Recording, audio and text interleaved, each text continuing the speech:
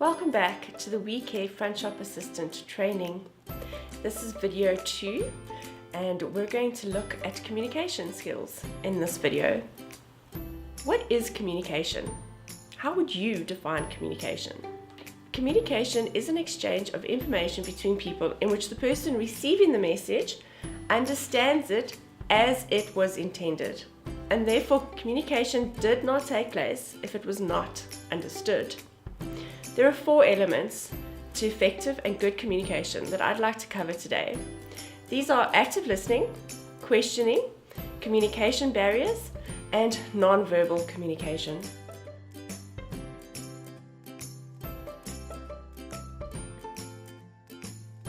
Let's start with active listening. There is more to listening than just hearing. Hearing is just the ability or the physical ability we have to receive sounds. Listening is about listening with interest, clearing our minds of our assumptions, trying to listen to what is being said or not said, especially in our pharmacies. There are things that people don't want to say. Perhaps it's uncomfortable, maybe it's embarrassing, or maybe it's just too difficult to talk about. We need to try and understand things from our customer's perspective and let them know that we've understood them. Active listening means cutting out noise. This could be background noise, it could be distractions in the pharmacy, even our own minds wondering or thinking ahead of what we're going to say to our customer. And the key point to active listening is to listen for understanding, both to the content and the feeling. We need to be genuinely interested in our customers to build good relationships. So work towards developing an attitude of curiosity. Remember that good relationships will lead to better customer experiences, as we discussed in the last video, rather than just customer service. Working in a pharmacy, we also need to learn to read between the lines. For example, if you think about your repeat customers, are they taking their meds as and when they should? Are they picking up their repeat prescriptions when they should? You may be reminding them all the time, but they're still not adhering to their schedules. So reading between the lines here, there may be a reason for this. It could be that perhaps there are side effects preventing Mrs. Jones from taking her medication regularly. And this is where asking questions and allowing our customers to open up to us will play a crucial role. And then we can start to eliminate the barriers. Remember, I was talking about being in touch and in tune with our customers. This is how we do this. And this is definitely not something that you're going to get from your big corporate stores. This is taking customer service to customer experience. Let's have a look at the non-verbal signs of active listening. This is just a generic list. Obviously, there are other signs as well. And in some cases, these signs may not be appropriate, especially not in all situations or in all cultures for our case. So bear this in mind when you're going through it. A smile. Small smiles can be used to show that you are paying attention to what is being said, or as a way of agreeing or being happy about the message that you've received. Combined with nods of the head, smiles can be a powerful way of affirming that messages are being listened to and understood. Eye contact. It is normal and usually encouraging for the listener to look at the speaker. In other words, for you to look directly at your customer. Eye contact can, however, be intimidating, especially to your more shy speakers. So gauge how much eye contact is appropriate for each given situation. Combine eye contact with smiles and other non-verbal messages to encourage your customers to open up.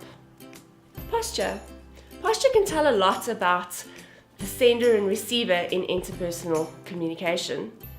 The attentive listener tends to lean slightly forward or sideways while sitting.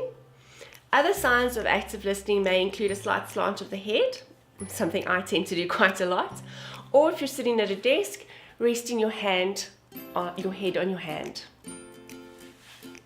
Mirroring. This is something we tend to do naturally. It's automatic reflection or mirroring of any facial expressions that are used by your speaker to show that you're actively listening to them. These reflective expressions can help to show sympathy and empathy, especially in your more emotional situations. And we get a lot of those in pharmacy. Attempting to consciously mimic expressions, however, can be a sign of inattention. So beware not to make it look obvious. Distraction. The active listener will not be distracted, and therefore you will not be fidgeting, looking at the clock or your watch, or playing with your pen or your hair.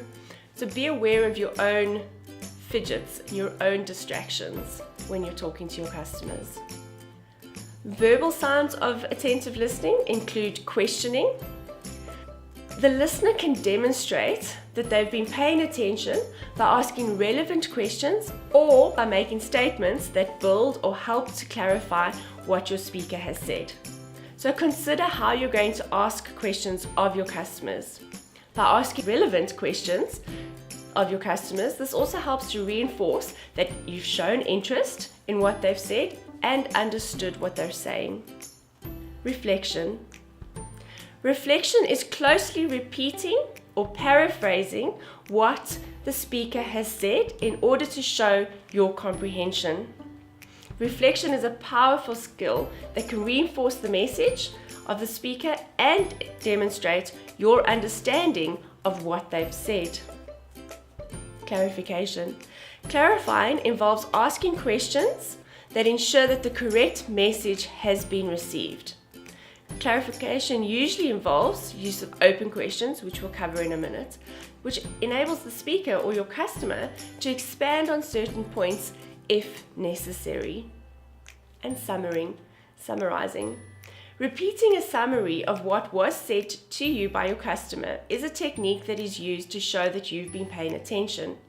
Summarizing involves taking what was said, or the main points that as you received them, and in your own words reiterating them back in a logical and clear way, giving your customer a chance to correct that information if necessary.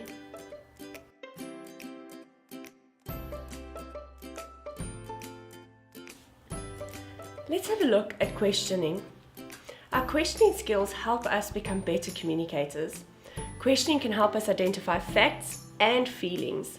And the quality of our decisions and solutions relies on the quality of information that we have.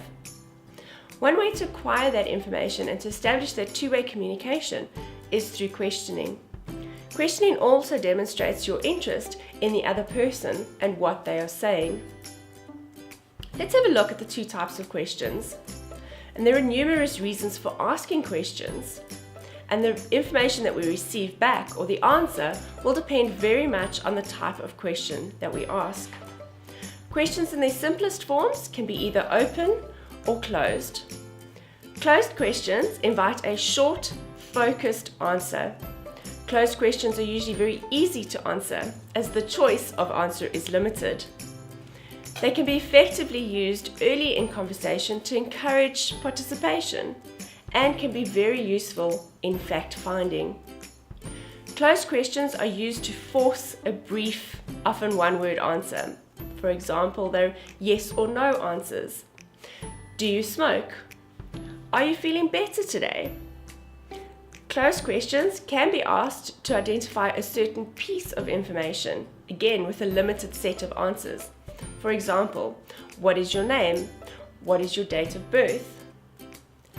Open questions, on the other hand, allow for a much longer response and therefore much more information. For example, what is the status with Mrs. Jones and her prescription? How can I help you today? Or how are you feeling today? How have you been after your operation, Mrs. Jones? You're looking down. What's up? There is one negative to an open question, however.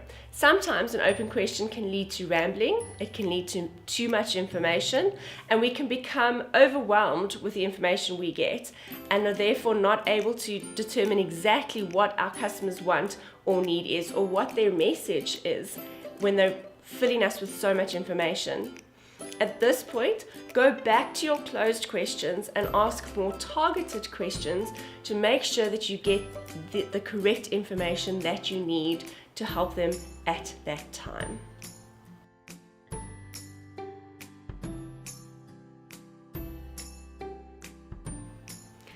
So let's have a look at some communication barriers. One of these barriers is filters.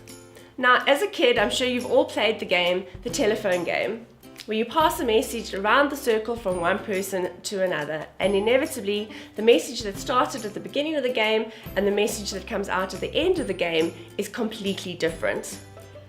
Psychologists have done research in this area, and they say that everyone has a built-in filter which strains out the incoming messages and selects only certain points of the message. For some reason, those points are considered more important to you than to somebody else. This is all happening naturally. It's not done consciously or intentionally, it's all in the background. Some things that could be filters, bearing in mind that these are not conscious decisions, could be how we perceive the other person, their tone of voice, our current emotional state. Of course, language differences and the difficulty in understanding an unfamiliar accent could be a huge filter.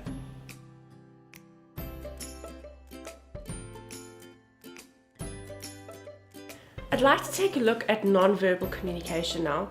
This is understanding the role of our body language in communication. Up to 90% of communication is non-verbal. This includes tone of voice, eye movement, posture, hand gestures, facial expressions, and loads more. And eyes communicate more than any part of the human anatomy. Maintained eye contact can show if a person is trustworthy, sincere, caring. People with eye movements that are relaxed and comfortable, yet attentive to the person that they're conversing with, are seen as more sincere and more honest, compared to the darting, looking everywhere eye movement. Body language, and there are a couple of things that I'd like to touch on with regards to body language. Body movement can be used to reinforce or emphasize what a person is saying, and also offer information about the emotions and the attitudes of that person. Posture can reflect emotions, attitudes, intentions. An open posture can be used to communicate openness or interest in someone and a readiness to listen, whereas a closed posture might imply discomfort or even disinterest. A closed posture would be having your arms folded or even turning slightly away from the person that you're speaking to. Tone of voice. Your tone of voice expresses feelings and emotions, and it grabs the attention of your customers. So you want to be careful not to sound bored or tired, disinterested, distracted. The goal is to develop vocal empathy and to express warmth in your voice. Be aware also of where you use your inflections, as well as the rate and the volume at which you're talking. Volume could be a key thing in pharmacy, especially when you're talking about sensitive subjects. Nobody wants the whole pharmacy to know about the boils or bunions on their feet.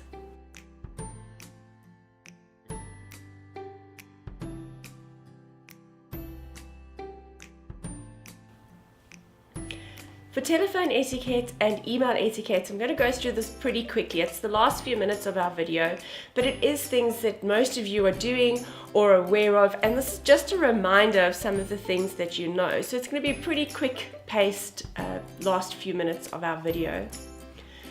For telephone communication, looking at general etiquette, and I'm going to say it again, smile. It really can be heard in your voice. Stand up straight if you're at the till, or sit up straight if you're at a desk. Be aware of your rate and your volume and your tone. Avoid jargon and slang. Remember to speak simply over the phone. And please don't shout across the room while you've got the customer on hold. Remember to end every call with thank you. When you're making a call, I'm saying it again, smile. It can be heard in your voice. Be respectful of each other's time. Make sure that the person that you've called has time to talk about what it is that you've called for. Remember to identify yourself and your organization clearly. And when you're leaving a voicemail, leave a clear message with your name, your phone number, where you're calling from, and what you expect from the customer. Should they call you back? Will you call them back? When it comes to answering a call, you know it, smile. It can be heard in your voice. Try and answer before the third ring. Always welcome your callers courteously. Keep a message pad near the phone in case you have to take messages, and when you're taking a message, please make sure that it is accurate. Repeat the numbers back and even ask for the spelling of names, especially when it's one you haven't quite been able to hear and you've had to ask 2 or 3 times already what the name was. When you're taking a message, always aim to return that call within 1 day. When you're transferring a call or placing somebody on hold, always ask permission before you put somebody on hold, and never just blind transfer somebody. Nobody likes having to retell their story over and over and over again. So always prep the person that you're transferring the call to so the customer doesn't have to. And please don't leave people on hold indefinitely. Always come back to them with a progress report. Sorry ma'am, we're still busy with this. We'll be with you in just a second. I'm just waiting for the pharmacist to answer my question. I'll be right with you again. And always give options. Do they want to keep holding, or would you like to take a message or leave a message and you can call them back? Let's have a quick look at email communication. I know not all of you have emails in the pharmacy, but it is becoming a bit more user-friendly. People are getting more and more used to emails, and your pharmacies are starting to use emails a little bit more. So I'd like to just quickly cover some general rules and etiquette when it comes to email. Never type in all caps. This is considered cyber shouting. Be friendly and professional in your emails. Don't deliver bad news in emails. And never spam. People will stop reading your emails altogether. Keep your personal and your work emails separate. And always respond to email in a timely manner. Always use a clear subject line so that people know immediately what you're talking about or what you're emailing for. And don't tag your email as urgent unless it really is urgent. That little red exclamation mark on the side, people will start ignoring if all your emails are always urgent. Always remember to check who you have added to the address list. Nothing worse than sending the wrong email to the wrong person. It can be very embarrassing, as well as inappropriate. Try and avoid emoticons. We use them all the time in text messaging these days, but they're not appropriate for professional emails. And always include a signature at the bottom of your email that includes your name, your pharmacy name, and your telephone number so that your customer doesn't have to go and look for that information. And that brings us to the end of video 2 and our training on communication skills. Please remember that you'll be sent your homework questionnaires, and these must be filled out and emailed back to me. Email address is on your screen. If you have any feedback or questions about the session so far, please feel free to email us to the same email address. And also, if you have any topics that you would like us to cover in this training, please email that to us as well. We love to hear from you guys. Remember, communication is the lifeblood of every relationship. Until next time.